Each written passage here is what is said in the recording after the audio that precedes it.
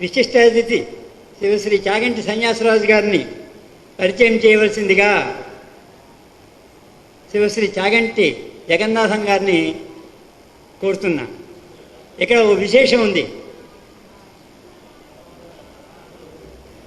ఏమిటంటే మనవడు తాతగారిని సభకి పరిచయం చేస్తున్నారు.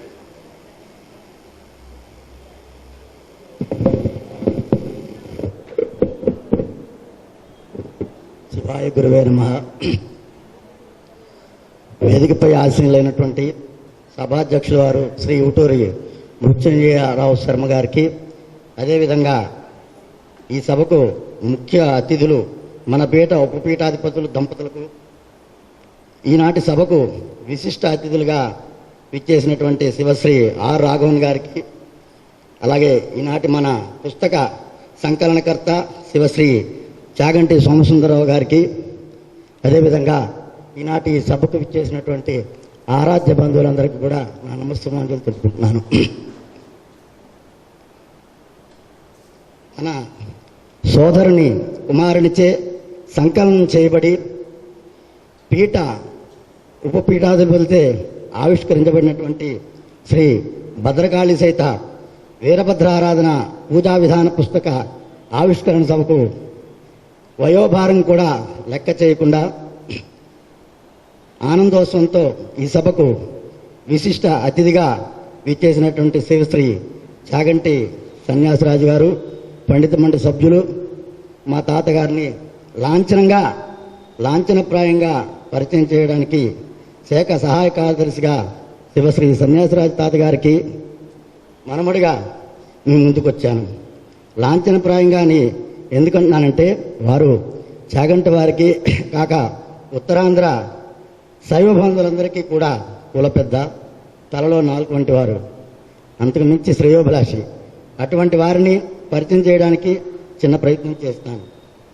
శివశ్రీ చాగంటి సన్యాసరాజు గారు ఇప్పటి విజయనగరం జిల్లా లక్కవరపుకోట మండలం నిడిగట్ట అగ్రహారంలో కైలాసవాసులు శివశ్రీ చాగంటి వీరేశయ్య బంగారమ్మ దంపతులకు 2/5/1924 సంవత్సరంలోని జన్మించారు.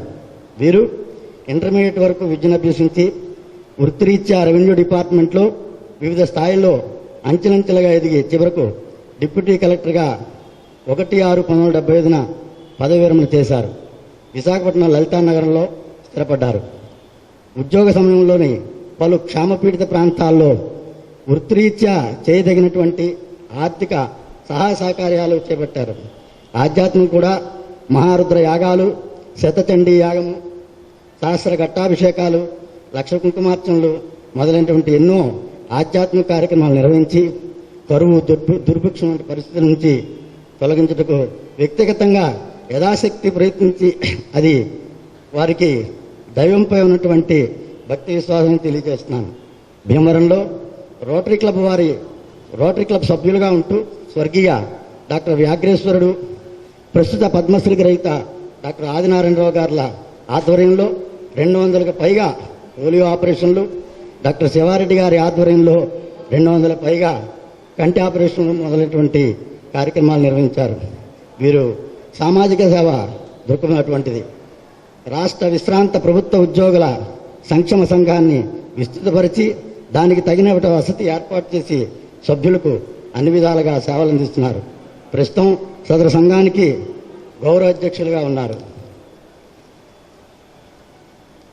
కొవ్వూరులో పనిచేసినప్పుడు స్వర్గీయ బ్రహ్మశ్రీ భాష్యం అప్పలాచార్య మహోదయ వంటి వారిచే రామాయణ తిరుపాయ ప్రవచనాలు ఏర్పాటు చేశారు. అదేవిధంగా స్వర్గీయ బ్రహ్మశ్రీ మల్లాది చంద్రశేఖర శాస్త్రి గారిచే భారత భాగవత ప్రవచనాలు ఏర్పాటు చేసి ఆధ్యాత్మికంగా ఎంతో కృషి చేశారు. స్థానిక శ్రీ శంకరమఠం అభివృద్ధికి ఎంతో చేశారు. ఇప్పుడు కూడా యథాశక్తిగా చేస్తున్నారు. వారి సేవ ప్రశంసనీయం, అభినందనీయం. శివశ్రీ సన్యాసరాజు గారు సంగీత సాహిత్య ప్రియులు.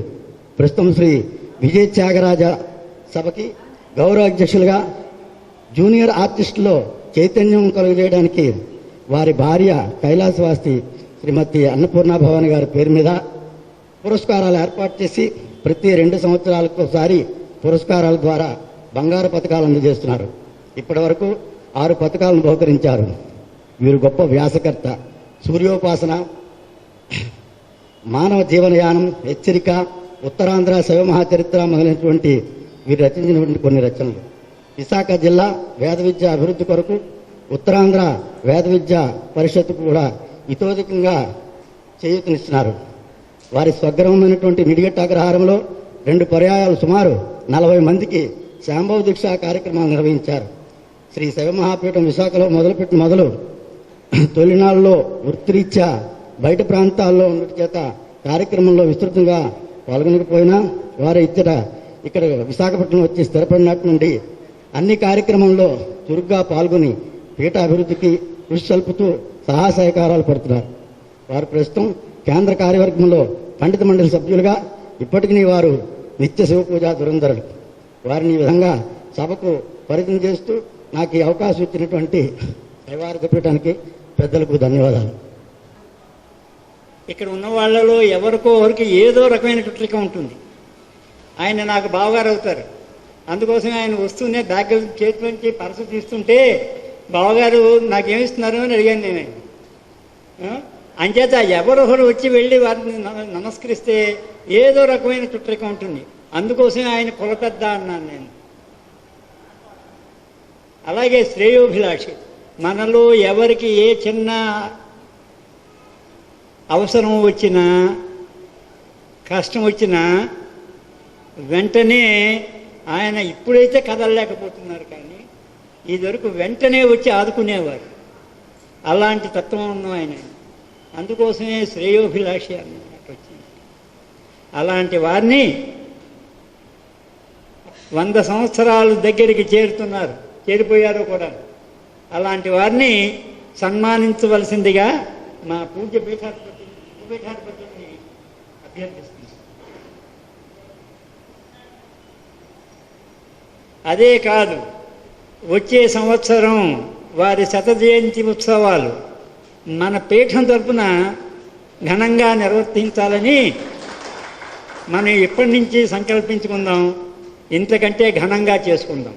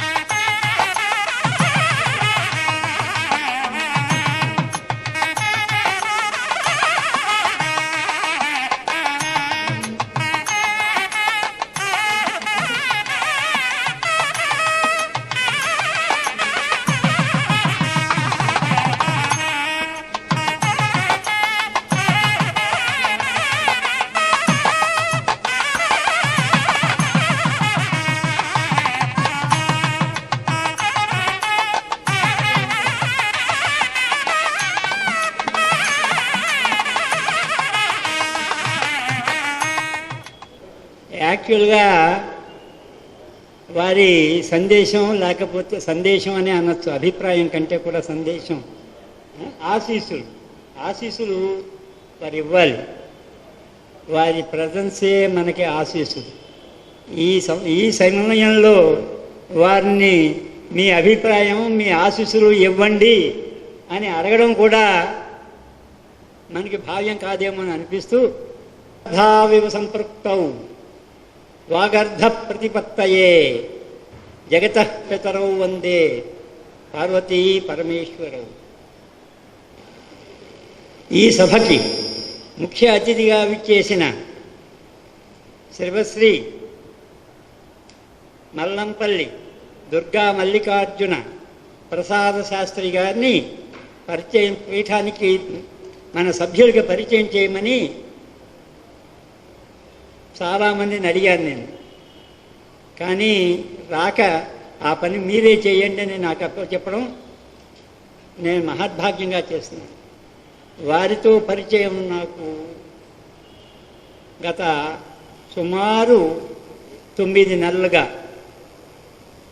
వారు పీఠాధిపతి అయ్యి 3 సంవత్సరాలు, ఆల్మోస్ట్ 2018-19 సంవత్సరాలలో అయినా ఈ కరోనా మహమ్మారి మనల్ని ఎవరిని కలవకుండా చేయడం మూలంగా వారి సన్మాన సభకి నేను మా సోదరులు సోమసుందరరావు గారు వెళ్ళడం జరిగింది. రాజమండ్రిలో వారి సన్మానం జరిగినప్పుడు ఆ సన్మాన సభకి వెళ్ళి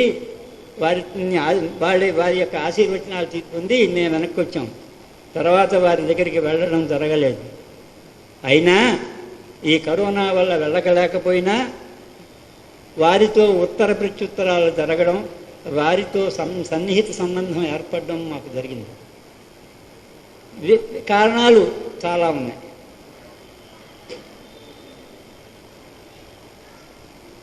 ఆ టైంలో వారిని యాక్చువల్గా ఇక్కడ సముచిత స్థానాన్ని, సముచితమైన స్థాయిలో వారిని మన పీఠంలో కనుక శైవ మహాసభ జరిగితే దానికి వారిని కేకేద్దామని, వారి ఆశీర్వచనం తీసుకుందామని అనుకున్నాం.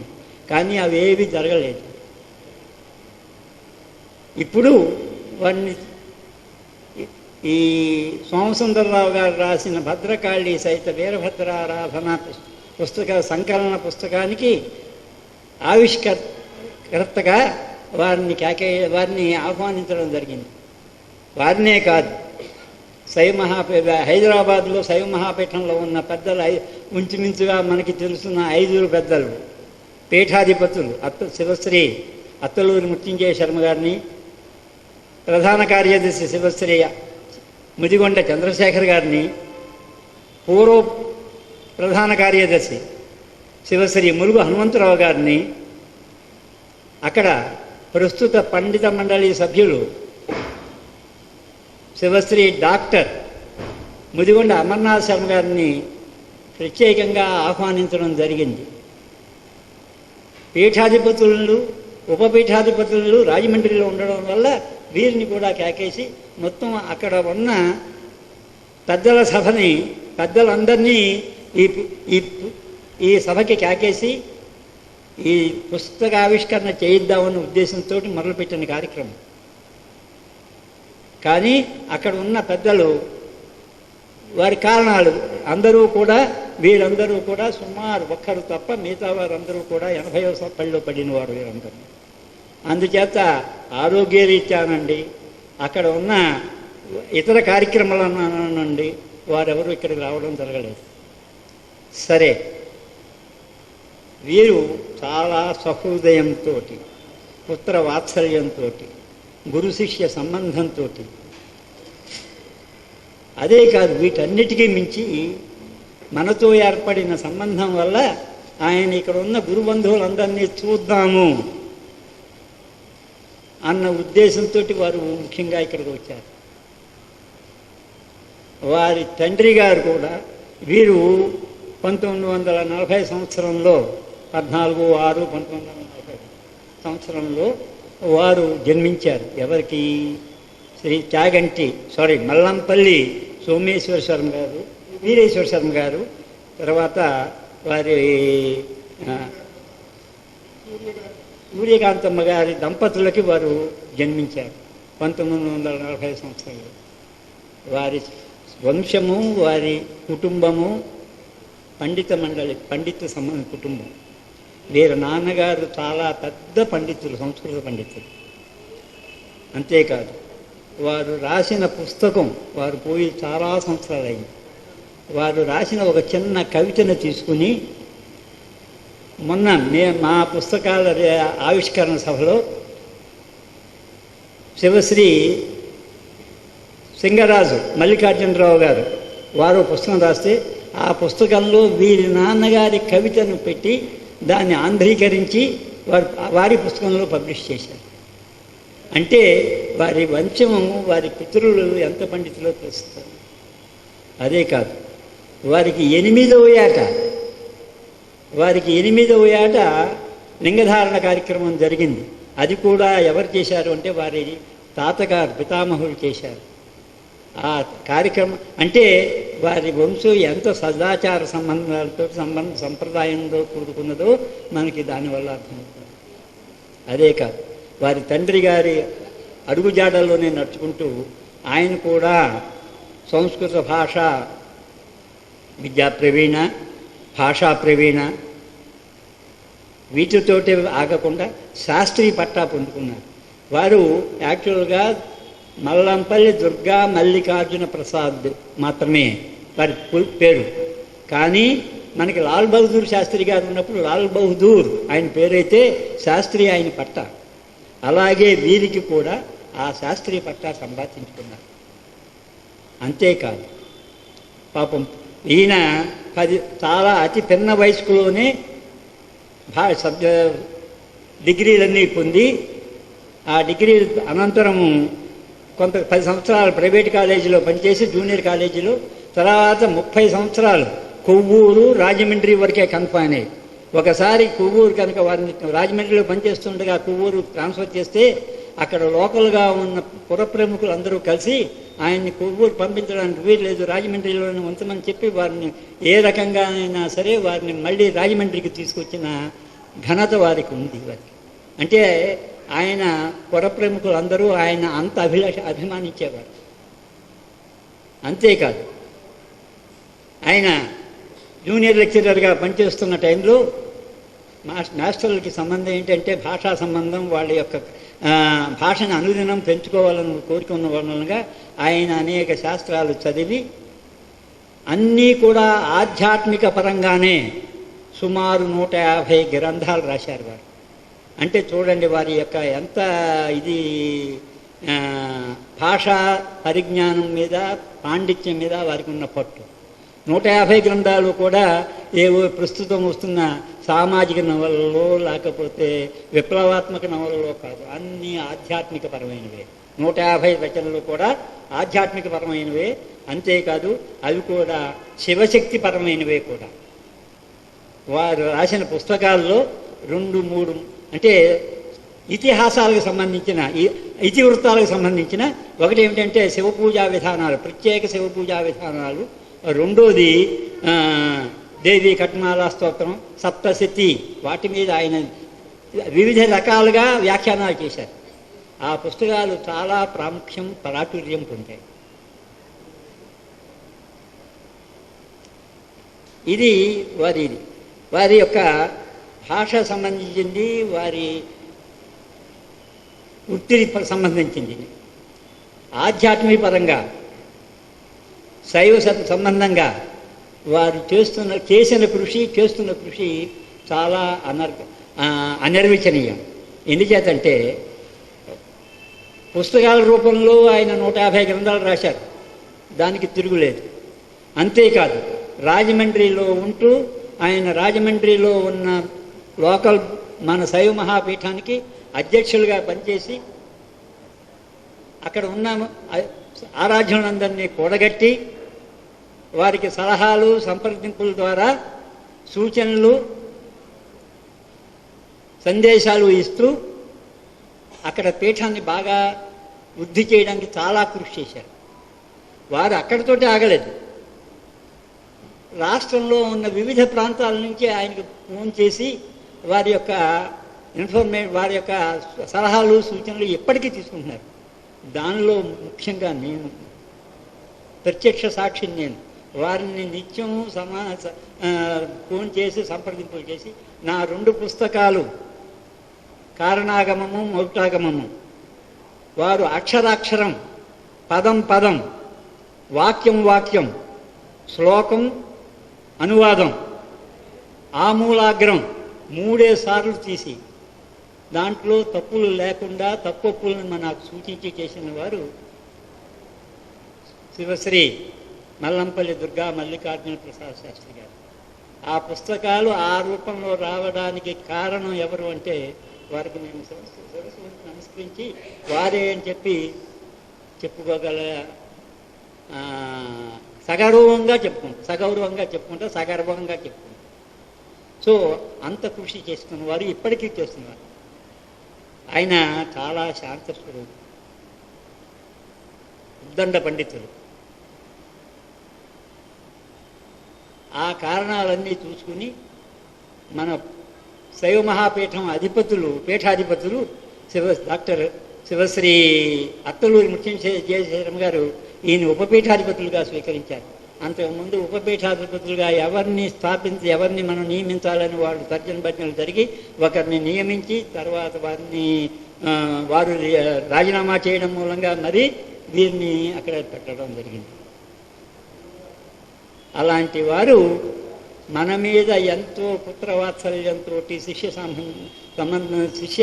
గురు శిష్య అనుబంధంతో వారు ఇక్కడికి రావడం, మనల్ని అందరినీ వారు రావడం కూడా వారు చాలా రోజుల మట్టి నాకు ప్రత్యేకించి చెప్తున్నారు, నేను మీ ఊరు వస్తాను. ఆయన ఇంకా ఏం చెప్పారంటే, మీరు లింగధారణ చేసినప్పుడు నేను మీ ఊళ్ళో లింగధారణకి నేను మా ఊరు నుంచి రాజమండ్రి నుంచి నలుగురు పిల్లల్ని నేను తీసుకొస్తాను, నేను మా మనవడు కూడా దాంట్లో ఉన్నాడు, మాకు మీరు లింగదానాలు చేస్తుంటే చెప్పండి అని చెప్పి వారు మనల్ని అడిగారు.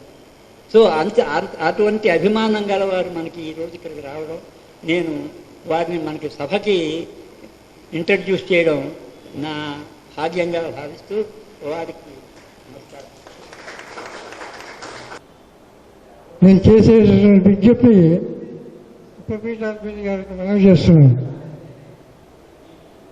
పీఠాధిపతి గారు చేయవలసినటువంటి పని ఆధ్యాత్మికం, ఉపపీఠాధిపతి గారు చేయవలసినటువంటి ఆర్గనైజేషన్. పీఠాన్ని అభివృద్ధి చేయవలసినటువంటి బాధ్యత ఉపపీఠాధిపతి గారికి ఉన్నది. ఆధ్యాత్మికంగా డెవలప్ చేయవలసినటువంటి బాధ్యత పీఠాధిపతి గారికి ఉన్నది. ఉపపీఠాధిపతి గారు ఉచ్చ విగ్రహం కింద పెట్టడం సబబు కాదు. అంచేత ఉపపీఠాధిపతి గారు ఛాతి పుచ్చుకున్న తర్వాత ఇప్పటిదాకా పీఠం ఏం చేసిందంటే, నాగూరులో ఉన్నటువంటి దేవాలయాన్ని ఉద్ధరణ చేసుకుని డబ్బులు చేసుకోవడం తప్పిస్తే సత్యమూర్తి పీఠానికి మఠానికి చేయవలసినటువంటి పని ఏమీ చేయలేదు. ముఖ్యంగా అంత్యేష్టి కార్యక్రమంలో చాలా చేయవలసినటువంటి పని ఉన్నారు. అంత్యేష్టి కార్యక్రమం సరిగా లేకపోవడం నుంచి చాలామంది ఈ శాఖ నుంచి వెళ్ళిపోతున్నారు. అంతేత నేను చేయవలసినటువంటి విజ్ఞప్తి ఏంటంటే, ఉపపీఠాధిపతి గారు అలా కూర్చోకుండా ఆర్గనైజేషన్ తీసుకోండి, మీ పరిధిలో తీసుకొని మీ ఆర్గనైజేషన్ ఇంప్రూవ్ చేసి మొత్తం శైవమఠం ఎట్లమలో పూర్వృత్తి చేయవలసింది. ఒకప్పుడు శైవమఠం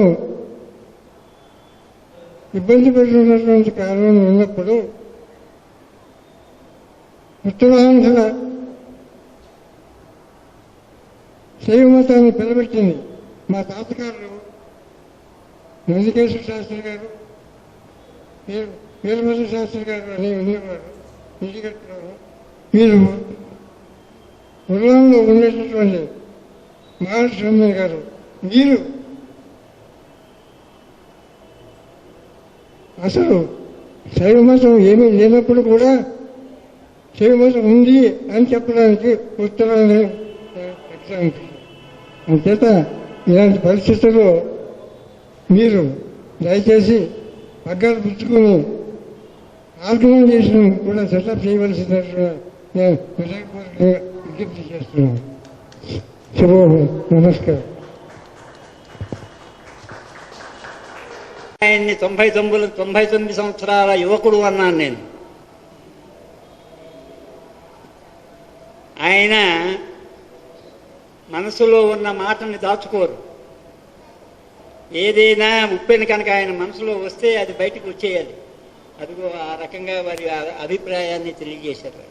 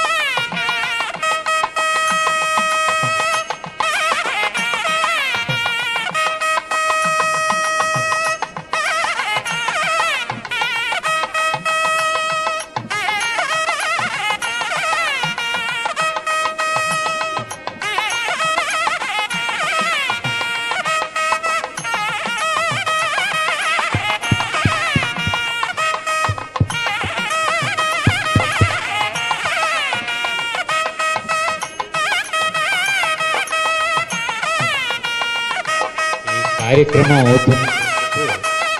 అవుతున్నంతలో ఇందాకలా చెబుదాం అనుకున్న ఒక విషయం మర్చిపోయాను. పుస్తక సంకలనంలో నా స్వానుభవం చెప్పాలి.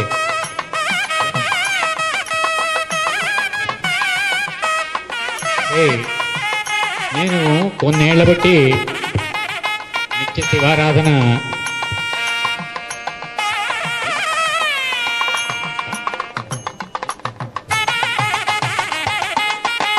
వేణుగోపాలరావు దంపతుల్ని పీఠాధిపతిని సన్మానించవలసిందిగా చూస్తాను.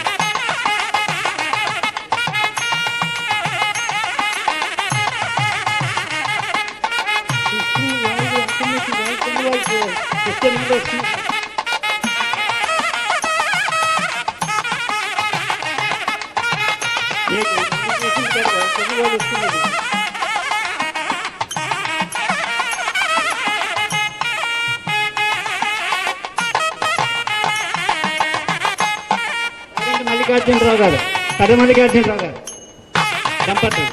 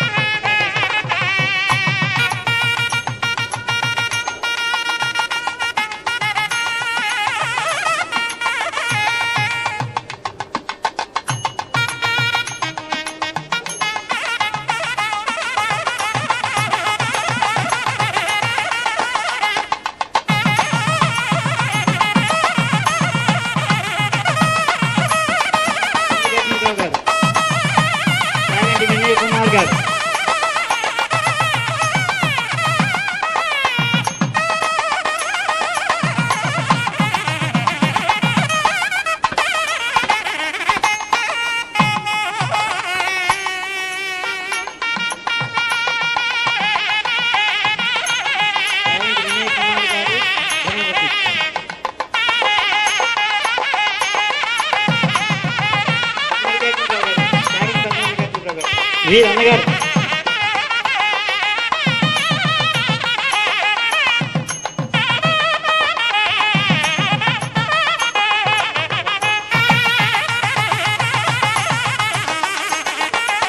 పెద్ద అన్నది అనుకుంటుంది.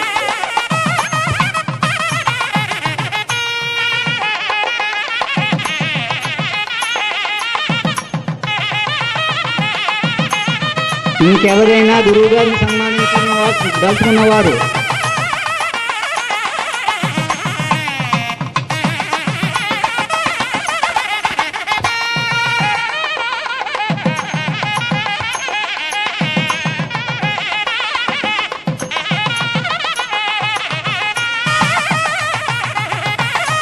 ఇప్పుడు రాఘవేంద్రన్ గారిని మన విశాఖపట్నం శాఖ దైవపీఠం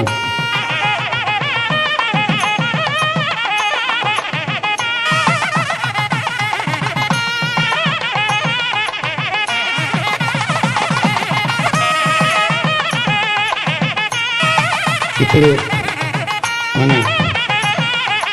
విశాఖపట్నం పీఠ అధ్యక్షులు శ్రీ యువతూరు మృత్యుంజయ గారిని మన ఉపపీఠాధిపతులు ప్రవేశిస్తారు.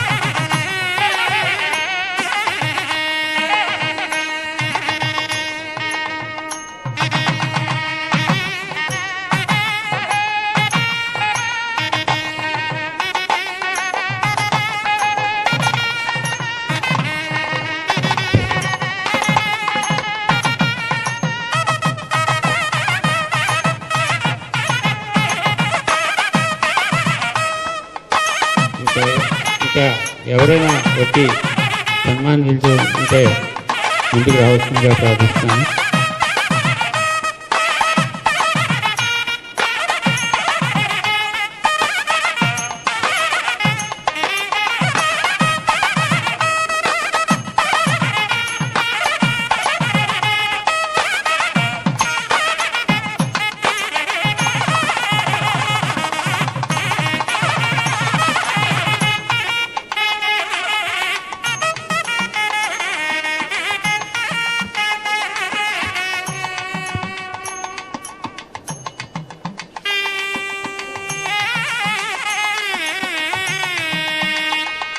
గురువు గారి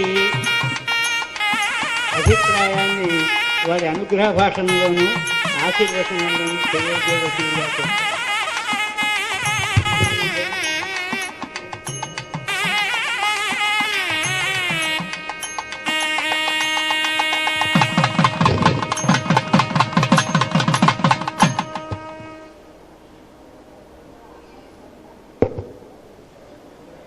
नमः।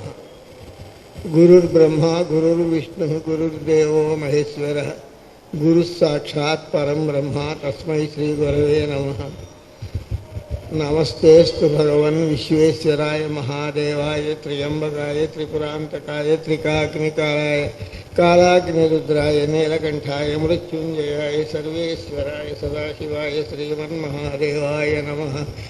साम्बो नः कुलदैवतं पशुपते साम्बत्वरीया वयं साम्बं स्तौमि सुरासुरोरगणाः साम्बेन सन्तारिताः साम्बायास्तु नमो मया विरचितं साम्बात्परं नो भजे साम्बस्यानुचरोऽस्म्यहं मम रतिः साम्बे परब्रह्मणि। ఇక్కడ ఈ సభలో ఉన్న పెద్దలు సన్యాసిరాజు గారు, రాజేంద్ర గారు అందరూ ఒక్కొక్కళ్ళకి ఒక్కొక్క ప్రత్యేకత ఉంది. సన్యాసిరాజు గారు అందరికీ ఉపకారం చేసే లక్షణం ఉన్న ఆయన, వయస్సులో ఉంది, జ్ఞానంలోనూ అందరికంటే పెద్దవాళ్ళు ఆయన. ఇందాక కుల పెద్ద అని చెప్పారు, అంతకంటే ఇంకేం మాట్లాడారు, అంత మంచి ఆయన. రాజేంద్ర గారు శివానందమూర్తి గారి శిష్యులు. ఆయన్ని చూస్తే శివానందమూర్తి గారు గుర్తొస్తున్నాడు. శివానందమూర్తి గారితో నాకు చాలా ఆత్మీయత అనుబంధం ఉంది. ఆయన పేరు వింటాం, ఆయన ఆశీర్వాదం నాకు వచ్చినట్టుగా భావిస్తున్నాయి. ఇవాళ రాజేంద్ర గారిని కలుసుకోవటం శివానందమూర్తి గారిని కలుసుకుంటే వచ్చినటువంటి ఆనందం. ఎందుకంటే నాకు అలా అనిపిస్తుంది. మృత్యుంజయరావు గారు ఆయన 5-6 నెలల పై నుంచి ఏదో ఫోన్లు వాళ్ళతో మాట్లాడుతుంటారు. సోమసుందరం గారి పుస్తకం చూశాను. ఇంతమంది అజ్ఞాతమే నాకు ఎవరు తెలియని వాళ్ళు ఇక్కడ వచ్చారు. ఆరాధ్య బంధువులు, ఆరాధ్య సోదరులు, మీరందరికీ నా శరణులు, నమస్కారాలు. మన సంప్రదాయంలో నమస్కారం అంటూ శరణులు అంటారు. అంటే నమస్కారం అనే అర్థంలో నేను నిన్ను శరణు పొందాను, నువ్వే నన్ను రక్షించాలి అనే భావంలో వాళ్ళు శరణులు అంటారు. ఇదే ఇప్పుడు ప్రస్తుతం సందర్భం సోమసుందరం గారు రాసినటువంటి వీరభద్ర సేవ. ఆ వీరభద్ర సేవకి వీరభద్రుడు అంటే అర్థం ఏమిటి? వీరుడు అంటే మనం అందరం మంచి పరాక్రమం ఉన్నవాడు, బలవంతుడు అనుకుంటాం మనం. కానీ దాని అర్థం ఏంటంటే విశేషణ ఈరతే ఇది వీర.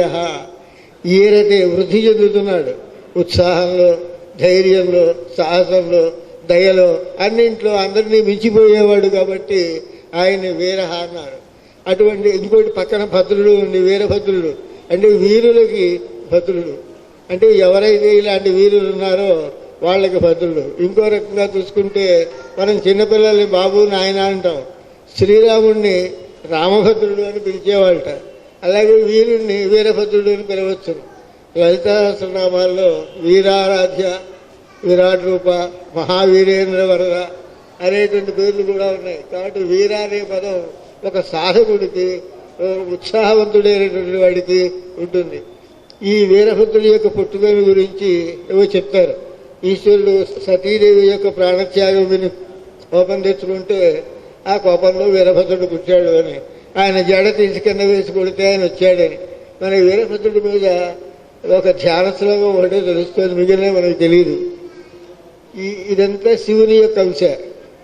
ఈ శివుని యొక్క అంశ మీద బ్రహ్మాండ పురాణంలో ఒక విచిత్రమైన శ్లోకం ఉంది. ఆద్యశక్తిర్మహేశస్య చతుర్థ భిన్న విగ్రహ. ఇది ఏమిటి ఘట్టం? మహావిష్ణువు వీరభద్రుడికి చెప్పాడు. ఇది బ్రహ్మాండ పురాణంలో మాట. వీరభద్రుడికి మహావిష్ణువు చెప్తున్నాడు. అది ఈ దక్షాధర ధ్వంసంలోనో ఎక్కడో వాళ్ళు కలిశారు. ఆ కలిసినప్పుడు వాళ్ళ మాటలో ఇది ఆద్యశక్తిర్మహేశస్య చతుర్థ భిన్న విగ్రహ. ఆయన ఈశ్వరుడి యొక్క శక్తి 4 రూపాలు ధరించింది. ఈశ్వరుల్లో ఉండే శక్తి ఒకటి భోగే భవానీ రూప, సుఖం అనుభవించేటప్పుడు భవానీ రూపంలో ఉంది. దుర్గా రూపాచ సంగరే, యుద్ధం చేసే పరిస్థితి వచ్చినప్పుడు దుర్గా రూపంలో ఉందిట. దుర్గా రూపం అయిన తర్వాత కోపేతు కాళికావేశ, కోపం వచ్చినప్పుడు కాళికాదేవి వేషం వేస్తుంది. నిజంగా ఆవిడకి నిజంగా కోపం వస్తే మనం ఎవరో ఉండలేము, ఓపిక కొద్దు. కాబట్టి కోపేతు కాళికావేశ, కాళికాదే వేషం వేసుకుందంటాడు. తర్వాత అంటాడు పుంరూపే మదాత్మిక. ఇలా ఉన్న ఈ 3 అవస్థల్లో ఉన్న అమ్మవారు కనుక మగవేషం వేయాలనుకుంటే ఎవరంటే నేనే. ఎవరు అన్నది విష్ణువు. కాబట్టి ఇందులో ఏమున్నాయి? మొట్టమొదటిది భోగే భవానీ రూప, సుఖాలు అనుభవించడం. దుర్గా రూపాలు సందరే, ఎవరితో యుద్ధం చేయాలి గెలవాలి అనుకుంటే దుర్గా రూపం. తర్వాత కోపేతు కాళికావేశ, మన పిల్లలు విసుక్కుంటాం, కోపడతాం. అప్పుడు కాళికాదేవి యొక్క రూపంలో నిజంగా కోపం కాదు, వాడు వేషం వేసాడంటాం, అది కోపేతు కాళికావేశ. పుంరూపేతు మదాత్మిక, మగ రూపం వేసుకుంటే ఒకవేళ ఈ 3 అవస్థల్లో ఉన్న అమ్మవారు మగవాడి వేషం వేసుకుంటే నేను అంటే ఎవరు? విష్ణు అని ఆఖరంటాడు. తస్మాన్ మమచ శంభోశ్చ, కాబట్టి నాకు ఈశ్వరుడికి మా భేదం అవధారయ, భేదం ఉందని అనుకోవద్దు, మేమిద్దరం ఒకటే. మన ఇంకో విచిత్రం, మన సంప్రదాయంలో పితృదేవతల స్థితి పెట్టినప్పుడు శ్లోకం చదువుతాం. ఈశాన విష్ణు కమలాసన కార్తికేయ వన్నిత్రయాక రజనీశ గణేశ్వరాణం పాదాన్ నమామి సతం పితృముక్తి హేతు. ఏమిటి శ్లోకంలో భావం? ఎవరికి నమస్కారం చేస్తున్నాం మనం? ఈశానుడు విష్ణువు, అమలాసనుడు బ్రహ్మ, వన్నిత్రయ 3 అగ్నుడు, రజనీశ చంద్రుడు, వీళ్ళందరినీ మనం స్మరిస్తున్నాం. వైష్ణవులు శివుణ్ణి స్మరించరు. మనకి విష్ణుద్వేషం లేదు. మనం ఏమన్నా విష్ణువే శివుడు, శివుడే విష్ణువు. మన పితృదేవతల ఆరాధనలో కూడా విష్ణువుని స్తోత్రం చేస్తున్నాం. కాబట్టి ఇటువంటి వీరభద్ర ఈ సంకలనం, దీని మీద నాకు మొన్న కలిగిన అభిప్రాయం ఏంటంటే, పురాణాల్లో వీరభద్రుని గురించి ఎప్పుడు చెప్పారు కదా ఒక శ్లోకం మీకు. కాబట్టి పురాణాల్లో వీరభద్రుడు అనేటువంటి ఒక టాపిక్ తీసుకుని పురాణాల్లో వచ్చిన వీరభద్రుడి వృత్తాంతాలు కనుక ఇందులో పెడితే ఇది అసలు ఈ పూజ మీద ఆక్షేపణ ఏంటంటే, మనం రుద్రాభిషేకం చేసాం. రుద్రాభిషేకంలో నవగ్రహాలని ఆవాహన చేయం, రుద్రుడికి అభిషేకం చేస్తాం. శ్రీచక్రం పూజ చేస్తాం. శ్రీచక్రంలో స్థితి, సృష్టి, సంహారం అనేటి 3 రకాలుగా ఉంటుందేమో కానీ మామూలు దాంట్లో ఉండదు. కాబట్టి ఇలా ఇక్కడ లేదు ఎలా వచ్చింది? కాబట్టి కొంతమంది అంటారు అన్నవరం సత్యనారాయణ స్వామి వ్రతంలో నవగ్రహాలు స్థాపన ఉంది, దాన్ని చూసి వీళ్ళు కాపీ చేశారంట, వీళ్ళని చూసి వాళ్ళు కాపీ చేశారంట. ఏదైనా ఒకటి వీరభద్రుడి ఆరాధనలో నవగ్రహాలు ఉండడం, సత్యనారాయణమూర్తి ఆరాధనలో నవగ్రహాలు ఉండడం, ఒకళ్ళు కాపీ చేసి ఏది మొదటి.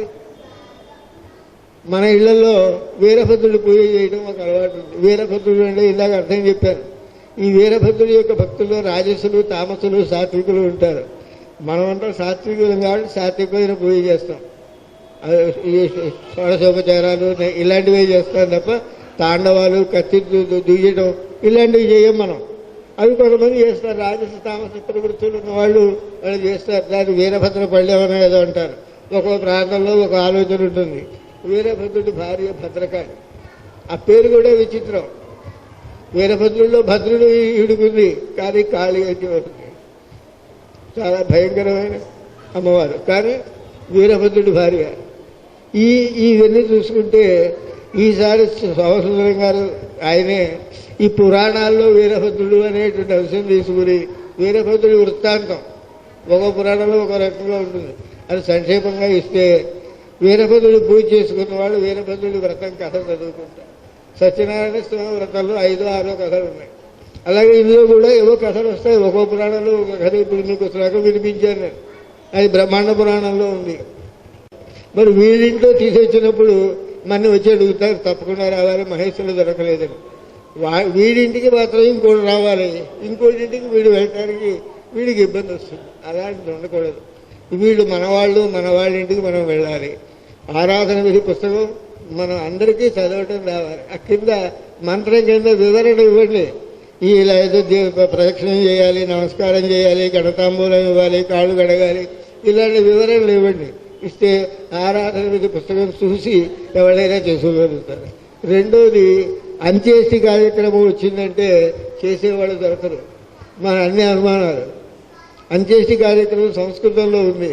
దానికి 10 రోజుల కర్మ 12 రోజుల కర్మ ఇచ్చి కింద వివరణ రాయండి అని చెప్పాము. మృత్యుంజయరావు గారికి చెప్పారు, మీరు ఆ కింద వివరణ రాయండి. వివరణ రాస్తే ఎవరైనా దొరికితే వాళ్ళు చేయిస్తారు, దొరకకపోతే పక్కన చదివేవాడు ఒకడు ఉంటాడు, వాడు చెప్పిన వివరణ ప్రకారం కార్యక్రమం చేసేస్తాడు. అది అయిపోతుంది కదా. ఇప్పుడు మళ్ళీ చేసేవాడు రాకపోవడం, వాడు రాకపోతే ఎలాగనుకోవటం, ఇలాంటి ఇబ్బందులు ఉండకూడదు. కాబట్టి ఇక్కడ ఈ ఊళ్ళో సంఘం లింగధారణలు చేస్తుంది, మరి గణార్చనలు చేస్తుంది. కొంచెం స్వయం సమృద్ధం అయ్యే లక్షణం ఇక్కడ మీలో కనపడింది. కాబట్టి మీరు ఈ ఆరాధన విధి అందరికీ అర్థమయ్యే వివరణతో పుస్తకం తయారు చేయండి. రెండవది అంత్యేష్టిది ఆ 12 రోజులు 13 రోజులు వివరణ కింద ఇవ్వండి. అందరూ సంస్కృతంలో రాశారు. సంస్కృతంలో రాసిన దానికి సంస్కృతంలో వివరణ మనకు తెలియదు. సంస్కృతం వచ్చిన వాళ్ళ ఆసరా తీసుకుని కింద వివరణ రాస్తే ఆ వివరణ తెలుగులో సులభంగా అందరికీ అర్థమయ్యేట్టుగా ఉండాలి. అలా ఉంటే ఆ కింద వివరణ చదువుకునే క్రియ చేస్తారు. వాళ్ళ ఆ ఇంట్లో పితృదేవతల కార్యక్రమం నడిచిపోతుంది.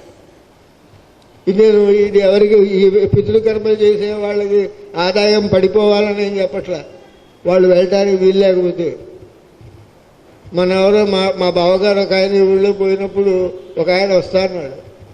తీరా బయలుదేరితే వాళ్ళ ఆవిడ ఎందుక కరోనా ఎక్కువగా అవుతుంది వెళ్ళిపోతే నేనేం చేయను దాంతో మనిషి ఇక్కడ వెళ్ళే మనిషి దొరకడ ఎంత బాధపడ్డారు. కాబట్టి ఇలాంటి పరిస్థితి మన కుటుంబాల్లో రాకూడదు అనుకుంటే ఈ పుస్తకాలు తయారు చేసి మనం వేసుకుంటే మనందరికీ సమృద్ధిగా ఉంటుంది. ఈ 12 రోజుల కర్మ వివరణ ఇవ్వండి. కింద పెద్దవాళ్ళు రాసిన మంత్రాలు ఉన్నాయి, మంత్రాల కింద వివరణ కలపండి. వివరణ కలిపి ఇచ్చేస్తే అది ఆ వివరణ చదివి కార్యక్రమాలు చేసేసుకుంటారు. ఇక్కడ చక్కగా ఇంతమంది సంఘ సభ్యులు వచ్చి ఈ కార్యక్రమాన్ని జయప్రదం చేయడం నాకు చాలా సంతోషంగా ఉంది. కాకపోతే మృత్యుంజయరావు గారు నన్ను గురించి చాలా ఎక్కువ మాటలు అతిగా చెప్పారు. రెండవది నేను మామూలు మనిషిని, నేను మీలాంటి వాడిని, నాకేం గొప్ప గుణాలు లేవు, మంచి నేను పుట్టుకతో టీచర్ని, ఎవరిని అడిగితే పాఠం చదువుతా. నా ఉద్యోగంలో ఒక ఆయన చదువుకోవడానికి వచ్చేవాడు, అన్నం తింటూ పాఠం చెప్పారు. ఇంకొక ఆయన స్కూల్కి వెళుతుంటే నన్ను చెప్పిన పాఠంలో డౌట్లను వచ్చేవాడు. స్కూల్కి వెళ్ళి సంతకం పెట్టే లోపల వాడు డౌట్ తీర్చేవాడు. ఈ రాజమండ్రిలో నా పేరు వాళ్ళకి సంస్కృతం మాస్టారంటారు. పేరెంట్స్ రావక్కర్లా, పిల్లలే రావడం, చదువుకోవడం, వెళ్ళిపోవడం. ఎందుకంటే నేను డబ్బులు అడగట్లేదు, చదువుకుంటున్నారు, వెళుతున్నారు. నాకు టీచర్కి చెప్పడం అలవాటు, చెప్పడం ఇది. కాబట్టి మన ఆరాధ్యులు ఈ ఆరాధన విధి సక్రమంగా చేయాలి. మన తండ్రి గారితో తల్లిగారితో ఎవరితో మనం భక్తి శ్రద్ధలతో చేయాలి. ఒకప్పుడు చాలా ఏళ్ల కిందట అసలైన మన పితృదేవతలే వచ్చేవాళ్ళ భక్తులుగా. మనం అమ్మగారు తీసి పెడితే అమ్మగారే వచ్చేవాళ్ళట, నాన్నగారు తీసి పెడితే నాన్నగారే వచ్చేవాళ్ళట. తర్వాత ఏదో మనుష్యుల్లో దురాశలు దుర్బుద్ధులు పెరిగిపోయేటప్పటికీ మేము రామని వాళ్ళు మానేసేట. వాళ్ళు మానేస్తే మనం భక్తులు వెతుక్కుంటున్నాం. కాబట్టి మనం పితృదేవతలే కోపం చెప్పించకూడదు. మనం పడే కష్టాల్లో 95% పితృశాపం, అంటే తండ్రిదండ్రులకి సరిగ్గా కర్మలు చేయక ఆబ్దికాలు పెట్టక చేయడం చేతనే వస్తాయి. ఇది నేను చెప్పింది కాదు. రాయలసీమ ఆయన 300 పేజీల పుస్తకం రాశాడు, అందులో చెప్పాడు ఈ మాట. కాబట్టి మనం పితృకర్మలు శ్రద్ధగా చేస్తే 95% తప్పులు పోతాయి. ఇంకో 5 మనం చేసిన తప్పులు. కాబట్టి ఈ పితృకర్మల వాళ్ళు మానద్దు. ఆరాధన విధి ఆఖరికి ఏమీ తెలియకపోతే వాడి కాళ్ళు విడిగి నీళ్లు చల్లుకునే అవకాశం వడ్డించేది. పుస్తకం ఉంటే పుస్తకం మృత్యుంజయరావు గారు చెప్పే వివరణతో పుస్తకం రాయండి. ఆరాధన విధికి 12 రోజుల కర్మకి కింద వివరణ రాయండి. నేను చేయగలిగిన సహాయం ఏమన్నా ఉంటే చేస్తాను. అలా పుస్తకం తయారు చేసుకుంటే చేసేవాడు దొరకకపోయినా ఆ పుస్తకం చదువుకుని మనం చేసుకోవచ్చు. కాబట్టి ఇలాంటి కార్యక్రమాలు మీరు చేస్తే బాగుంటుంది అనుకుంటున్నాను. మీరందరూ నా మీద అభిమానం ఉంచి పిలిచి తీసుకొచ్చి ఇలా చేశారు. మీకు నా నమస్కారం, ఆశీర్వచనాలు. ఆశీర్వచనం ఎవరికంటే మీరు కట్టుకున్న శివలింగానికి. మనం ఇష్టలింగం అంటాం. ఇష్టలింగం అంటే ఏమిటి? ఇష్ట అంటే పూజింపబడేది అని ఒక అర్థం, మనకి ఇష్టమైన అని ఒక అర్థం. మనకి ఇష్టమైంది అని ఒక అర్థం. ఇష్టం అంటే పూజింపబడిన అర్థం. రోజు పూజ చేస్తాం, అభిషేకం చేస్తాం, ఆ నీళ్లు తీర్థగిరి తీసుకుంటాం. కాబట్టి ఇష్టలింగం పూజింపబడిన లింగం. కాబట్టి నమస్కారం పెట్టేది మీ ఇష్టలింగానికి. మనం కూడా ఇప్పుడు గుళ్ళలో పెడితే ఇప్పుడు ఆ సంప్రదాయం ఉందో లేదో, వాడు చెడగోపురం పెడితే మనం చేతులతో తీసుకుంటాం, మనం తల మీద తీసుకోం. వాళ్ళు చెడగోపురం ఎత్తులు పెడతారు గుళ్ళు అర్చకులు, మనం చేతులు తప్పుతాం, అంతేగాని తల వంచాం. ఎందుకని? మనం కట్టిన శివుడు తక్కువైపోతాడు ఆ దేవుడి ముందర. మీకు ఇంకో మాట చెబుతా, మన వాళ్ళల్లో పండితారాధ్యులు శర్మారాధ్యుల వారిని ఉండేవాడు. ఆయన పీఠాధిపతి కూడా చేశాడు. ఆయన శ్రీశైలంలో వరంగల్ వాళ్ళు సత్రం కట్టిస్తుంటే 3 నెలలో 4 నెలలో ఉన్నాడు. వరంగల్ దేవుడు సత్రం కట్టించారు. సత్రం కట్టిస్తే అక్కడ 3 నెలలు ఉండి శ్రీశైలంలో సత్రం కట్టించాడు. ఒకనాడు శ్రీశైలం ఆలయంలోకి వెళ్ళలేదు. ఎవరు చెప్పారు? ఆ బిల్డింగ్ కట్టించిన ఆయన చెప్పాడు. వరంగల్లో సేవా సంఘం వాళ్ళ ప్రెసిడెంట్ సెక్రటరీ ఉంటాడు, ఆయన చెప్పాడు. శరభయ్య గారు 3 నెలలు ఉన్నా శివాలయంలోకి వెళ్ళలేదు. ఎందుకు వెళ్ళలేదు? నేను కట్టుకునే దేవుడు నాకు గొప్ప. ఎవరన్నా ఒక భార్యని అడిగితే మా ఆయన గొప్ప అంటారు, పక్కింటి ఆయన గొప్పనంటారు. మనం కూడా మా ఆవిడ గొప్పదంటాం కానీ పక్కింటి ఆవిడ మంచిది అని చెప్పాను. మనం న్యాయంగా మర్యాద చూసుకుంటే మన భార్యను మనం గౌరవించాలి, మన భర్తని మనం గౌరవించాలి. ఆయన తాను కట్టుకున్న శివలింగం అందరికంటే గొప్పది అనే నమ్మకంతో గుళ్ళు కూడా వెళ్ళలేదు ఆయన. ఇప్పుడు మన దగ్గర ఏముంది? మనం ఎంతవరకు మనం మత ధర్మాలు పాటిస్తున్నాం చూడండి. మనం అందరం 50 దాటాయి. మనం ఇప్పుడు వానప్రస్థాశ్రమంలోకి రావాలి, భగవంతుని గురించిన ఆలోచనలోకి వెళ్ళాలి. పిల్లలు, సంసారం, వాళ్ళ మంచి చెడ్డలు, వాటిని గురించిన ఆలోచనలు తగ్గించుకోవాలి. మానేయమని నేను పిల్లల్ని కోపడండి వదిలేయండి అని చెప్పరు. వాళ్ళ మీద ఉండే మమకారం, వాళ్ళ మీద ఉండే ప్రేమ తగ్గించుకోండి, కొంత భాగం పెట్టుకోండి. అలాగే పంచాక్షరి మీ ఖాళీ ఉన్నప్పుడు చేసుకోండి. కోనసీమలో ఒక స్వామీజీ ఉండేవారు 50 ఏళ్ల కిందట. ఆయన లలితా సహస్రనామాలు పారాయణ చేసేవాడు. ఉయ్యాల మీద కూర్చుని అనుష్ఠానం అయిపోయిన తర్వాత ఉయ్యాల్లో కూర్చుని ఉయ్యాల ఊగుతూ లలితా సహస్రనామాలు చదివేవాడు. ఎవరన్నా వస్తే సహస్రనామాలు అయిపోయిన తర్వాత వాడు మాట్లాడాలి. వాడు మాట్లాడే కూడా మళ్ళా మొదలెట్టారు. అలా రోజు మొత్తం మీద ఆయన పని ఏంటి? సహస్రనామ పారాయణ. అలా మీరు ఏ పని చేస్తున్నా నమశివాయ అనుకోండి, ఓం నమశివాయ అనండి. శ్రీ భద్రకాళి సహిత వీరభద్రస్వామిని నమః అనుకోండి. వీరభద్రుడు మీకు ఉత్సాహాన్ని ఇస్తాడు. ఈశ్వరుడికి ఘోరము అఘోరము 2 రూపాలు ఉన్నాయి. ఘోరం అంటే భయంకరమైనది, బేతాళుడు, వీరభద్రుడు, ఎరపసాడు, ఇవన్నీ భయంకరమైనవి. వీరభద్రుడి గురించి దక్షుడు యాగం నాశనం చేశాడు, దక్షుడు తలకాయ తక్కువేశాడు, ఇలాంటి కథలు తప్ప మనకేం తెలియదు. ఇది ఏ పురాణంలో ఉందో తెలియదు. మీ అందరికీ నేను రిక్వెస్ట్ చేసేది ఏంటి? పురాణాలు చదవండి. హైదరాబాద్లో ఆర్ష సంస్కృతి పరిషత్ వాళ్ళు వేశారు 18 పురాణాలు, సంస్కృత శ్లోకం తెలుగు వివరణ ఇచ్చారు. 18 పురాణాలు వేశారు. హైదరాబాద్లో మల్లాది చంద్రశేఖర శాస్త్రి గారి ఇంటి దగ్గర అశోక్ నగర్ అని సత్యనారాయణ స్వామి గుడి ఉంది, అక్కడ వాళ్ళ ఇల్లు. ఆయన ఇంజనీరింగ్ ఆఫీసు ఉంది వాళ్ళకి, ఇంజనీరింగ్ సంస్థ వాళ్ళు వేశారు. 50 ఏళ్ల కింద కంచి పరమాచార్య చెప్పారు ఆయనకి, మీరు పురాణాలు అనువాదం చేయించండి. దేశంలో ప్రసిద్ధులైన వాళ్ళని పిలుచుకొచ్చి వాళ్ళ చేత రాయించి పుస్తకాలు పబ్లిష్ చేశాడు. మంచి బయట పుస్తకాల షాపుల్లో పెట్టామడు. పుస్తకాల షాపు వాళ్ళు ఎక్కువ రేటుగా అమ్ముకుంటారని పుస్తకం మీరు చదువుకుంటామని చెప్పి మీరు రాస్తే మీకు ఇస్తాడు. 100-200 మంచి బైండ్లు అని బాగుంటుంది. అలాంటి పుస్తకాలు తెచ్చుకుని చదువుకోండి. కాసేపు ఏదో పురాణం చదవండి. 20 శ్లోకాలు ఇస్తాడు, కింద తెలుగు తాత్పర్యం ఇస్తాడు. మీరు చదివితే సంస్కృత శ్లోకం చదువుకోండి, లేదా కింద తాత్పర్యం చదువుకోండి. కొంత మనస్సుకి విచ్ఛేదం వస్తుంది. ఈ సంసార బంధాలు, పిల్లలు, వాళ్ళ ఎదుగుదల తగ్గుదల, వీటి మీద ఉండే మమకారం కాస్త తగ్గుతుంది. కాబట్టి మనం వానప్రస్థంలోకి వచ్చాం కాబట్టి ఈ సంసార బంధాలకు విడిపించుకోవడానికి మనం ఇల్లు వదలక్కర్లేదు, సన్యాసం పుచ్చుకోక్కర్లేదు. కాసేపు టైం కేటాయించండి. ఖాళీ ఉన్నప్పుడు షడక్షరిలో 2 ఉన్నాయి. ఓం నమశివాయ, నమశివాయ ఓం. ఓం నమశివాయ, ఓం అనేది సూక్ష్మ పంచాక్షరి, నమశివాయ సూక్ష్మ పంచాక్షరి, అదే స్థూలం. ఓం అనేది సూక్ష్మ పంచాక్షరి. కాబట్టి ఓం ముందర వచ్చిందంటే ఓం నమశివాయ అనే షడక్షరి ఉందంటే మనం సూక్ష్మంలోంచి స్థూలంలోకి వచ్చాం.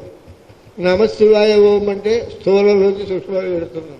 మన సిద్ధాంతాల్లో 2 రకాల మంత్రాలు ఉన్నాయి. కొంతమంది ఓం నమశివాయ చేస్తారు, కొంతమంది నమశివాయ ఓం చేస్తారు. దానికి అంగన్యాస కళన్యాసాలు కూడా తేడా ఉన్నాయి. అసలు మీకు శివుడికి దండం పెట్టుకోవడానికి, శివలింగం మీద ఒక చెంచా నీళ్ళు పూసుకోవడానికే మనకి అవకాశం కల్పించట్లా. మనమందరం ఉద్యోగాలు చేసాం, పిల్లలు సెటిల్ అయ్యారు, మనం బాగానే ఉన్నాం అనుకుంటే కాసేపు 5 నిమిషాలు 10 నిమిషాలు దేవుడికి కేటాయించండి. ఖాళీ ఉన్నప్పుడు నమశివాయ అనుకోండి. ఇంకా ఖాళీ ఎక్కువ వస్తే నమశివాయ ఓమనో ఓం నమశివాయ అని అనుకోండి. ఓ పురాణం చదువుకోండి. వీరభద్రుడు కుమారస్వామి వీళ్ళందరినీ గురించి తెలుసుకోండి. ఒక పురాణంలో ఒక్కో రకం కథ. వీరభద్ర సత్యనారాయణ స్వామి వ్రతంలో 5 రకాల కథలు ఉన్నాయి. మరి వీరభద్ర స్వామి వ్రతంలో ఎన్ని కథలు ఉండాలి? ఒక్క కథ లేదు. అది ఎవరిది లోటు? తెలుసుకోకపోవటం మన తప్పు. ఉన్నాయి అందులో, ఆ ఉన్నది తెలుసుకుంటాయి. కాబట్టి సంవత్సరం గారికి నేను రిక్వెస్ట్ ఏంటంటే ఓ 1 ఏడాదో 6 నెలలో టైం తీసుకుని ఈ పురాణాల్లో ఉన్న మ్యాటర్ ఇలాంటి బ్రహ్మాండ పురాణంలో వీరభద్రుడు ఇలా అన్నాడు, లేదా ఇంకో దాంట్లో స్కాంద పురాణంలో ఇలా అన్నాడు.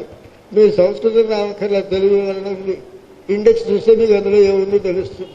అవి చేస్తే వీరభద్ర వ్రతం సంపూర్ణం అవుతుంది. వీరభద్రుడు పూజ చేసుకుంటారు, ఇష్టమైందా నవగ్రహాలతో పూజ చేసుకుంటారు, లేదా ఓపిక లేకపోతే అసూక్ష్మ పూజ చేసుకుంటారు, ఏదో పూజ చేసుకుంటారు. కానీ ఇప్పుడు మనకు వచ్చింది ఇంట్లో శుభకార్యం జరిగితేనే చేసుకుంటున్నాను. రోజు చేసుకోవచ్చు, రోజు చేసుకోవడంలో తప్పు లేదు. ఉత్సాహం వస్తుంది వీరభద్రుడికి. మనం ఇంట్లో పెళ్ళయింది, కోడలు వచ్చింది, లేకపోతే అల్లుడు వచ్చాడు అని దృష్టిలో మనం చేసుకుని ఇప్పుడు శుభకార్యాలకే తప్పనిసరిగా చేసుకోమని అర్థం. ఇప్పుడు ఒక సామెత ఉంది, గయా ఎక్కడికో వెళ్ళి పితృదేవతలకి శ్రాద్ధం పెడితే వాడు తద్దినాలు పెట్టక్కర్లేదు అంటే తద్దినాలు పెట్టక్కర్లేదంత పుణ్యం వచ్చిందని అర్థం. కానీ అక్కడికి వెళ్ళి గయా శ్రాద్ధం చేస్తే ఇంటి దగ్గర తద్దినాలు మానేయమని అర్థం కాదు.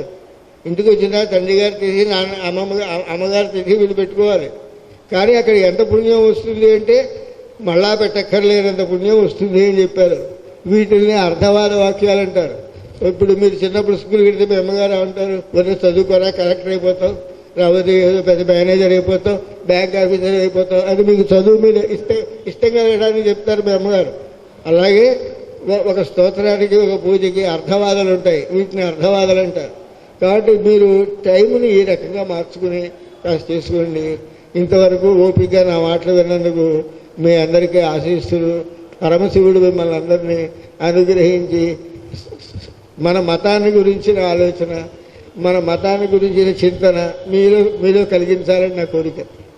అంటే మీరు రోజు నమశివాయ అనుకోండి, ఇష్టమైతే శివ పూజ చేయండి. మీకు వీలు లేదు నమశివాయ అనుకోండి, కొన్నాళ్ళు పోయిన తర్వాత అది బాగా అలవాటు అయింది, ఓం నమశివాయ అనుకోండి. లేకపోతే నమశివాయ ఓం అనుకోండి. స్థూలంలోంచి సూక్ష్మాన్ని కడతావా, సూక్ష్మంలోంచి స్థూలాన్ని కడతావా? 2 మంత్రాలకి 2 రకాల అర్థాలు ఉన్నాయి. ఓం నమశివాయ అంటే సూక్ష్మంలోంచి స్థూలంలోకి వచ్చాం, నమశివాయ ఓం అంటే స్థూలంలోంచి సూక్ష్మంలో కడుతుంది. మనం పరమేశ్వరుడి నుంచి ఇక్కడికి వచ్చాం అనుకుంటే ఈ ప్రస్తుత జీవితం బాగుంటుంది. ఈ స్థూలం నుంచి సూక్ష్మంలోకి వెళ్ళాలనుకుంటే సూక్ష్మ పంచాక్షరి చివరి రావడం బాగుంటుంది. అర్థమైందా? సూక్ష్మ పంచాక్షరి, స్థూల పంచాక్షరి, ఈ 2 కూడా మనకి ఏదో రకంగా కాసేపు మీరు అనుకోండి, శివశివ అనుకోండి, పుణ్యం వస్తుంది. అలాగే పితృదేవతల తిథులు మానకండి. మీకు మహేశ్వరులు దొరకపోతే కనీసం కాళ్ళు కడిగి వాడికి అవకాశం నటించండి. ఇప్పుడు ఎక్కడికో కాశీలో వెళ్ళి పెట్టారు, బాగుంది, ఇంటికి వచ్చి పెట్టక్కర్లేదు అని అర్థం లేదు. ఇంటి దగ్గర పెట్టాలి, మళ్ళా ఏడాది అమ్మగారు తీసుకొస్తే పెట్టుకోవాలి, మానకూడదు. కాబట్టి ఇలాంటి కార్యక్రమాలు చేస్తూ మన మతాన్ని వృద్ధి చేయండి. ఎందుకు చేస్తున్నారంటే మీరు చేస్తున్నారు, మీరు గడార్చనలు చేస్తున్నారు, లింగధారణలు చేస్తున్నారు, మీటింగ్ ఇంతమంది వస్తున్నారు అంటే మీలో కొంత మార్పు వచ్చింది. ఈ మార్పుని క్రమబద్ధం చేస్తే గాడిలో పెడితే ఇంకా ఎక్కువ మంది చేస్తారు. ఇక్కడ ఈ పక్కన విజయనగరం శ్రీకాకుళం అక్కడ మన వాళ్ళు ఉన్నారు, వాళ్ళు కూడా నేను చెప్పదలుచుకుందా మృత్యుంజయరావు గారు చెప్పారు, మీ సంస్థను స్వయం సమృద్ధం చేయండి, ఆర్థికం పెట్టుకోవడానికి ఒక పుస్తకం వేయండి, ఆ పుస్తకం చదువుకుంటే వాళ్ళు సొంతంగా పెట్టుకోవచ్చు. 12 రోజుల కార్యక్రమం వివరణ ఇవ్వండి, పుస్తకం ఇవ్వండి. ఎవడు దొరకకపోతే వాడు చేసుకుంటాడు, చేసేవాడు దొరికాడా వాళ్ళు చేస్తారు. చేసేవాళ్ళ వృత్తి వాళ్ళకి తక్కువ ఇవ్వాలి ఇవ్వకూడదని నా ఉద్దేశం కాదు. చేసేవాళ్ళు దొరకనప్పుడు చేసేవాళ్ళు లేరని మానేస్తున్నారు. మన హైదరాబాద్ కరోనా వచ్చి వాళ్ళు వెళ్ళిపోతే చేసేవాళ్ళు దొరక 3 నెలల తర్వాత చేసుకున్నారు కర్మ. మా మేనల్లుడు 3 నెలలు. ఇలాంటి పరిస్థితి రాకూడదు. అందుకోసమని చెప్పి మీరు ఇంకా మరింత స్వయం సమృద్ధి సాధించాలి. అటువంటి అవకాశం పరమశివుడు మీకు కలిగించాలి అని అనుకుంటూ శివానుగ్రహ సిద్ధిరస్తు సర్వే జనా సుఖినో భవంతు. చాలా తక్కువ టైంలో చాలా ఎక్కువ విషయాలు చెప్పారు. వీర అన్న పదానికి డెఫినేషన్ చెప్పారు, భద్ర అనే పదానికి డెఫినేషన్ చెప్పారు. ఎక్కడ మండపారాధన చేయాలి, ఎక్కడ చెయ్యక్కర్లేదో చెప్పారు. చేసే సత్యనారాయణ వ్రతానికి వీరభద్రారాధనకి కంపారిజన్ చెప్పారు.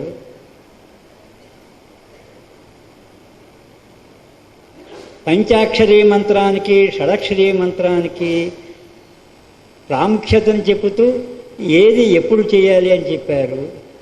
స్థూలాన్నించి సూక్ష్మానికి, సూక్ష్మాన్నించి స్థూలంలోకి మనకి 3 శరీరాలు ఉన్నాయి. స్థూల, సూక్ష్మ, కారణ శరీరాలు. ఈ వాటి గురించి చాలా వివరంగా చెప్పారు. చెప్పే తక్కువ టైంలో.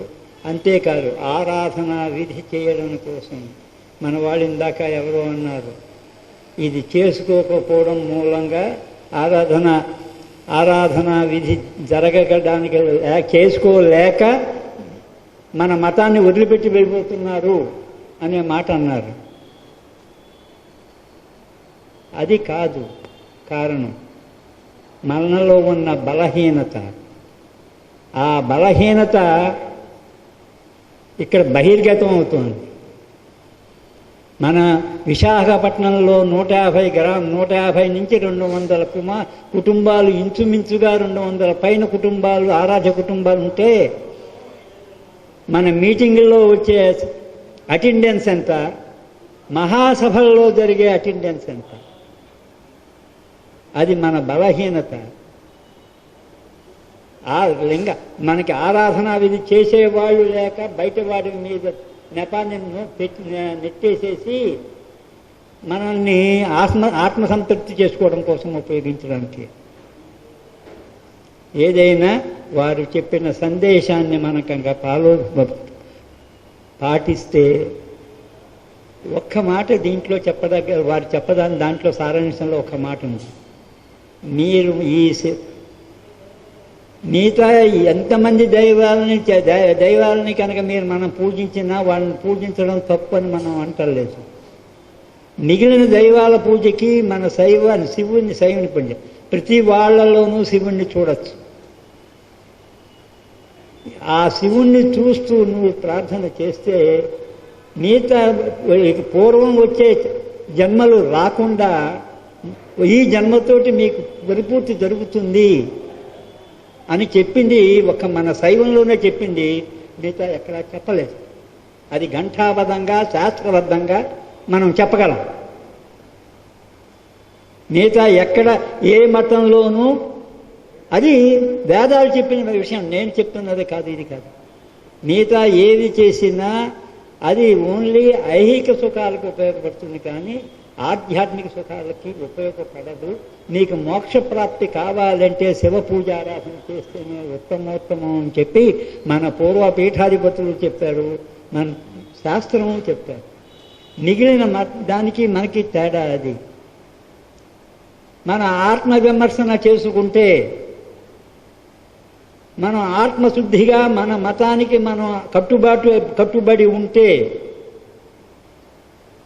వృద్ధి చెందని కుటుంబాలు లేవు అని చెప్పి ఘంటాపథంగా చెప్పచ్చు. అది మన కుటుంబాలలో మన పెద్దలు ఆత్మవిమర్శన చేసుకుంటే మన కుటుంబాలు దెబ్బతినడానికి, మన కుటుంబాల్లో ఉన్న వాళ్ళు స్లోగా తగ్గిపోవడానికి, దైవ చింతన తగ్గిపోవడానికి, అక్షరాస్యత తగ్గిపోవడానికి. కొత్తగా మన శైవరాజపీఠంలో ఒక మెసేజ్ పెట్టారు.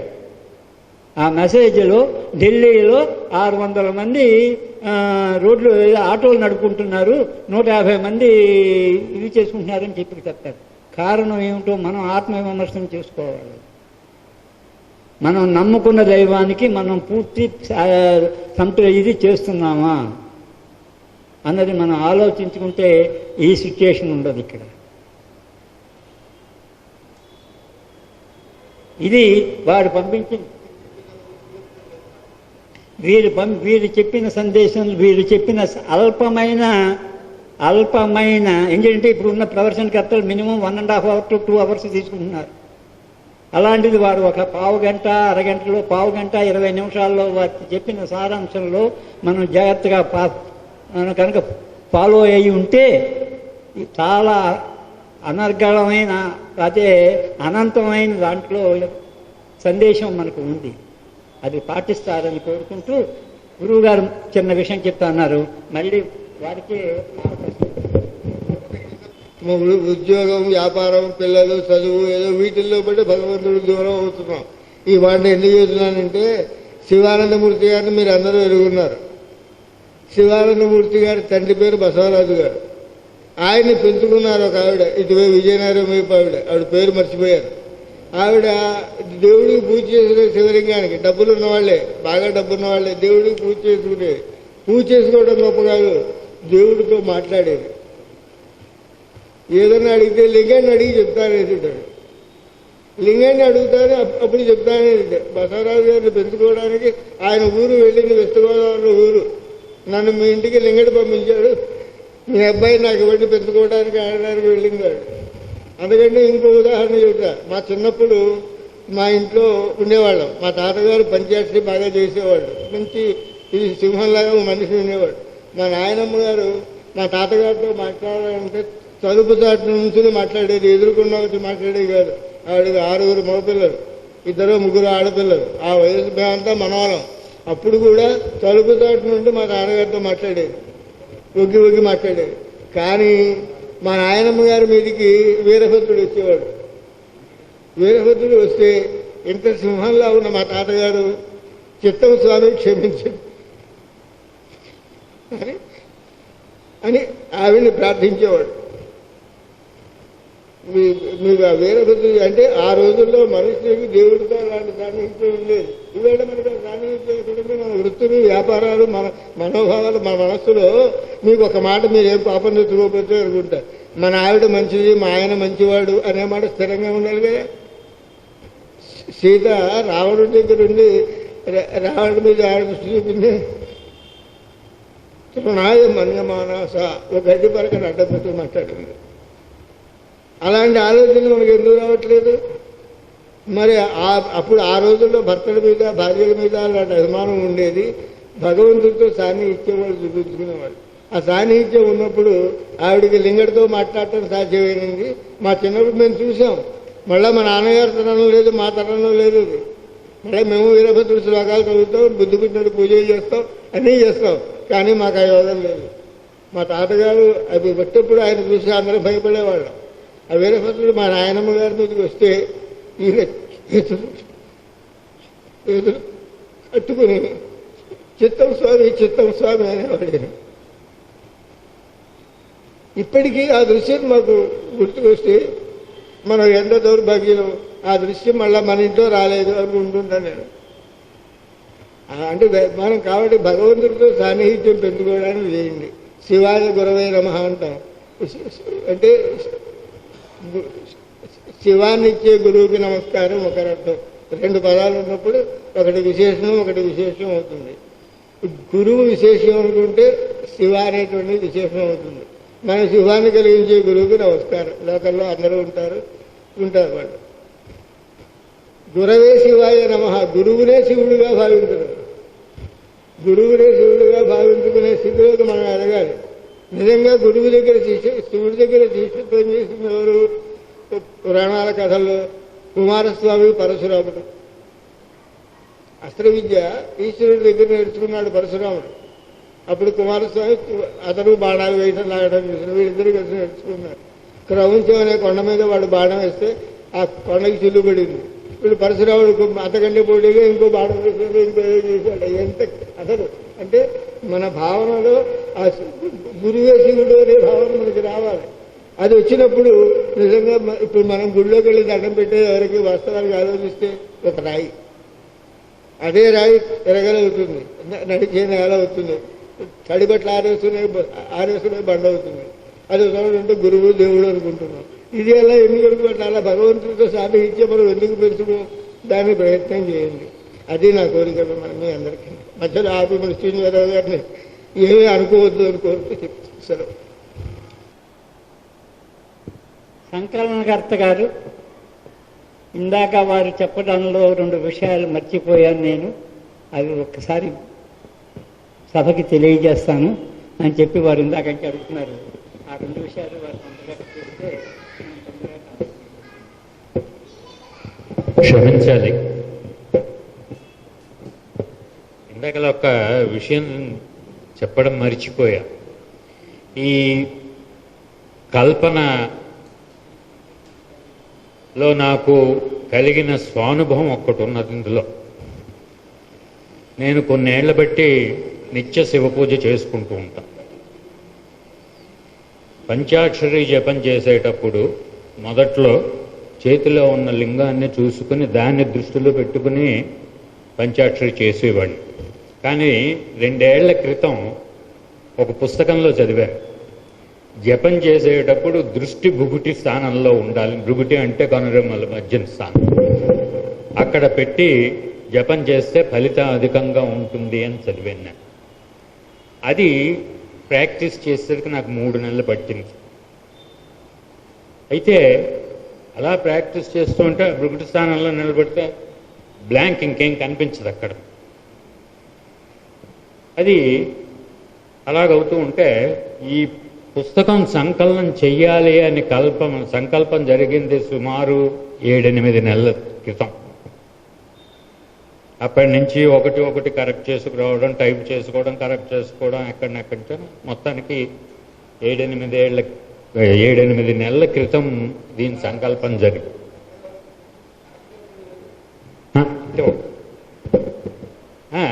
అయితే ఈ సంకల్పం చేసిన ఒక 10 రోజుల తర్వాత నేను గమనించింది ఏమిటి అంటే, ఇంతవరకు భృగుటి స్థానంలో బ్లాంక్గా ఉన్న చోట చిన్న తెల్లటి స్పాట్ కనిపించింది.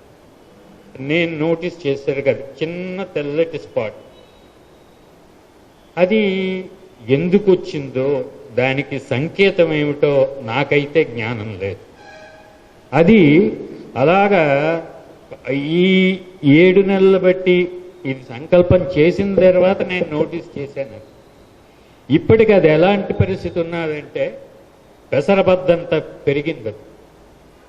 అది ఎందుకు ప్రత్యేకంగా చెబుతున్నానంటే ఇది నా స్వానుభవం. ఇందులో ఎవరి గొప్ప కోసమో ఎవరిని మెప్పించడం కోసమో నేను చెబుతున్నది. ఈ సంకల్పంలో నేను చిత్తశుద్ధిగా చేశానని నేను అనుకుంటున్నాను కాబట్టి నాకు ఆ స్వానుభవం జరిగింది అని చెబుతున్నాను నేను. అక్కడ చిన్న స్పాట్గా మొదలైన తెల్లటి బింబం ఇప్పటికీ పెసరబద్దంత పెరిగింది. మరి అది పెరుగుతుందో తరుగుతుందో దానికి సంకేతం ఏమిటో అయితే నాకు తెలియదు.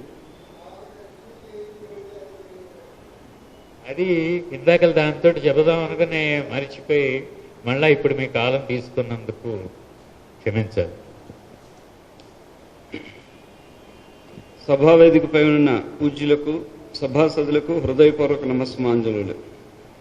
శ్రీ శైవారాజ్యపీఠం ప్రతినిధిగా వందన సమర్పణను విద్యుదక్త ధర్మంలో ప్రప్రథముగా ఎన్నో వ్యయప్రయాసాలకు ఓర్చుకుని మండు వేసవి కాలంలో మనపై పుత్ర శిష్య వాత్సల్యముతో, ఆరాధ్య బంధు ప్రీతితో మనలను ఆప్యాయతతో పలకరించుటకు, ఆశీర్వదించుటకు, పుస్తకావిష్కరణ గావించుటకు విచ్చేసి పిదప తమ అమూల్యమైన సందేశము, అనుగ్రహ భాషణములతో మమ్మ ఆశీర్వదించిన ముఖ్య అతిథులు, సంస్కృతాంధ్ర భాషా విజ్ఞాన నిధులు, పెద్ద వయస్కులు, శ్రీ శైవ మహాపీఠం ఉపాధ్యక్షులు, రాజమహేంద్రవరం వాస్తవ్యులు, శివశ్రీ మల్లంపల్లి దుర్గా మల్లికార్జున ప్రసాద్ శాస్త్రి గారు మరియు వారి శ్రీమతి నాగమణి దంపతులకు పీఠం తరపున శిరస్సు వంచి మనోవాకాయ కర్మైన కృతజ్ఞాభివందనాలు తెలియజేస్తున్నాను.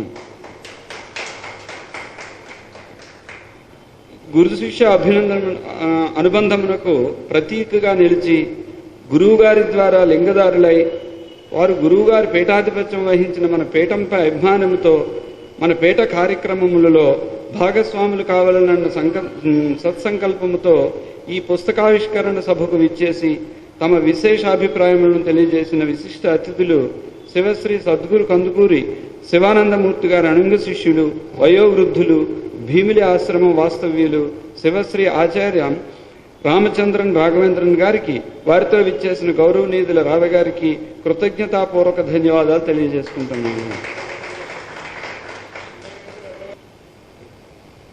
99 సంవత్సరముల నిత్య యవ్వనులు ఇప్పటికీ నిత్యానుష్ఠానమును క్రమం తప్పక పాటిస్తూ ఆధ్యాత్మిక చింతన విడువక శ్రౌత శైవ సిద్ధాంత విజ్ఞానార్జనాభిలాషపరులై శాశ్వత జీవితం ఉత్సాహముగా ఆనందదాయకముగా సాగిస్తూ తన సహోదర కుమారుని పుస్తకావిష్కరణ సభకు విశిష్ట అతిగా విచ్చేసి మన పూర్వక ఆశీర్వచనమును తెలిపిన శ్రీ శైవారాధ్యపీఠం పండిత మండలి మహాసభ్యులు, పీఠం శ్రేయోభిలాషులు, బహువ్యాసకర్త, విశ్రాంత డిప్యూటీ కలెక్టర్ గారు శివశ్రీ చాగంటి సన్యాసరాజు గారికి శతాధిక కృతజ్ఞాభివందనాలు సమర్పించుకుంటున్నాము. సభా నిర్వహణకు మూలకర్త, భద్రకాళి సహిత వీరభద్రారాధన పుస్తక సంకలనకర్త శ్రీమతి సంధ్యాప్రియ భర్త, ఇండియా బుక్ ఆఫ్ రికార్డ్స్ మరియు India world book of records award భోక్త, మన పీఠ పండిత మండలి సభ్యులు, విశ్రాంత పోస్ట్ మాస్టరు శివశ్రీ చాగంటి సోమసుందరరావు గారు పుస్తక పూజా విధానముపై సంపూర్ణ అవగాహన కలిగజేసినందుకు, ముద్రణా బాధ్యతలను మన పీఠమునకు అప్పగించినందుకు ప్రత్యేక కృతజ్ఞతలు తెలియజేస్తున్నాము.